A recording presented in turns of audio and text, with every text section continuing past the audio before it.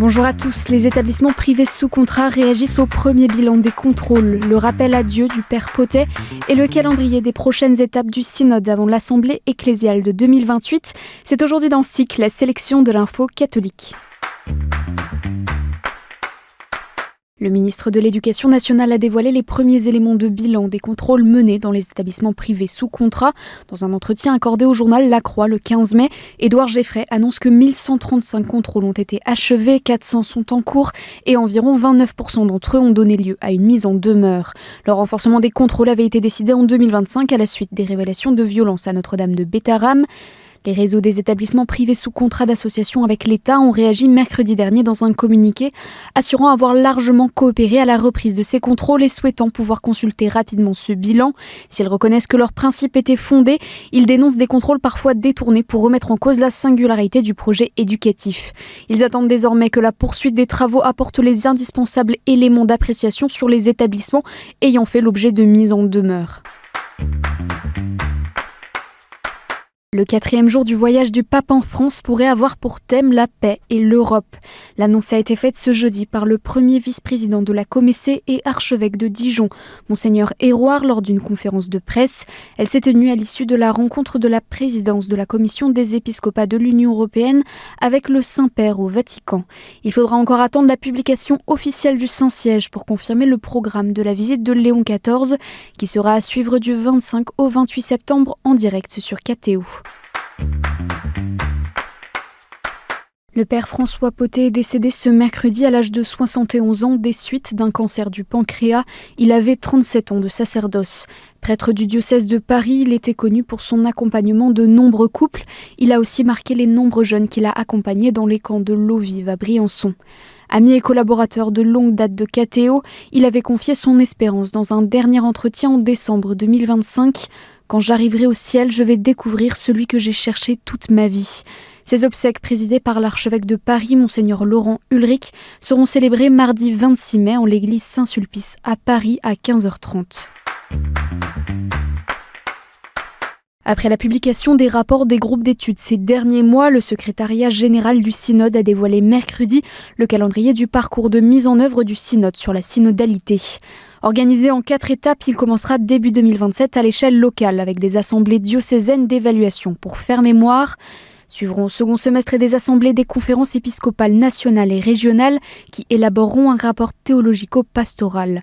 Ensuite, début 2028, des assemblées continentales seront convoquées pour orienter et rédiger un rapport de perspective. Enfin, la grande assemblée ecclésiale mondiale à Rome, qui doit permettre de célébrer le synode, est attendue pour octobre 2028. Léon XIV a rencontré jeudi les modérateurs des associations de fidèles, des mouvements ecclésiaux et des communautés nouvelles, réunis pour leur rencontre annuelle organisée par le Dicaster pour les laïcs, la famille et la vie. Dans son discours, le pape a exhorté les quelques 200 participants venus du monde entier à chercher à vivre en communion avec toute l'Église, tant au niveau diocésain qu'au niveau universel, et à ne pas céder à la tentation du repli sur soi. Il a mis en garde contre les groupes qui se referment sur eux-mêmes et pensent que leur réalité spécifique est la seule qui compte ou qu'elle est l'Église, rappelant que l'Église, c'est nous tous. Le Saint-Père a également remercié les responsables, soulignant que ces associations et mouvements constituent un don inestimable pour l'Église. Mercredi 13 mai, le cardinal Pietro Parolin, secrétaire d'État du Saint-Siège, s'est rendu au séminaire pontifical français à Rome. Dans un message, le séminaire se réjouit de sa venue qui a rappelé aux séminaristes que leur formation sacerdotale s'inscrit au cœur de la vie de l'Église universelle. Au cours d'une célébration eucharistique, le cardinal Parolin a invité les futurs prêtres à garder vivant en eux le sens du dépôt de la foi catholique et les a encouragés à annoncer l'Évangile avec audace et assurance. Il a ensuite partagé un dîner avec les séminaristes, puis un temps d'échange où ont été abordées l'actualité internationale, la mission diplomatique du Saint-Siège et plusieurs grands enjeux ecclésiaux contemporains. À Jérusalem, plusieurs centaines de croyants religieux de différentes religions et nationalités, chrétiens, juifs, musulmans, druzes, militants israéliens et palestiniens ont participé lundi à la 4e marche interreligieuse pour les droits humains et la paix à Jérusalem. Organisée par le Forum interreligieux pour les droits humains, quelques jours après la marche des drapeaux marquée par des slogans et des violences racistes, l'initiative voulait montrer une autre voie de Jérusalem, appelant à la réconciliation et au dialogue. Dans un message vidéo adressé aux participants, le cardinal Pier Battista Pizzaballa, patriarche latin de Jérusalem, a rappelé qu'il est important de montrer que Jérusalem n'est pas seulement synonyme de division, elle est aussi la possibilité de faire des choses ensemble. La marche s'est achevée près des murailles de la vieille ville dans un climat de prière.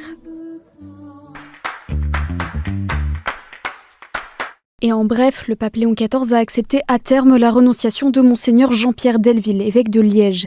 Celle-ci devrait donc être effective après la nomination d'un successeur.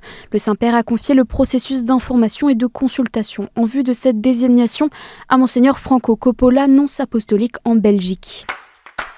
Le pape a autorisé la publication de nouveaux décrets faisant avancer la béatification du patriarche libanais Elias Oyek, ainsi que celle de 80 martyrs de la guerre d'Espagne. Rome reconnaît également les vertus héroïques d'un Camerounais, de 2 Italiens et d'une Espagnole. Le collectif des victimes de Betaram a adressé une lettre au Saint-Père demandant, à l'occasion de sa venue annoncée à Lourdes, un temps bref d'audience dans un esprit de prière, de bénédiction et de vérité, et pour lui remettre un document de travail comprenant un plan d'action destiné à protéger, réparer et prévenir. Et enfin, dimanche, le diocèse de Saint-Brieuc-et-Tréguier a célébré le grand pardon de Saint-Yves lors d'une messe pontificale présidée par le cardinal Boustillot, évêque d'Ajaccio, et suivie de la procession du chef de Saint-Yves. La paroisse Notre-Dame-des-Champs à Paris et l'église Saint-Yves des Bretons à Rome ont également fêté le saint patron des avocats.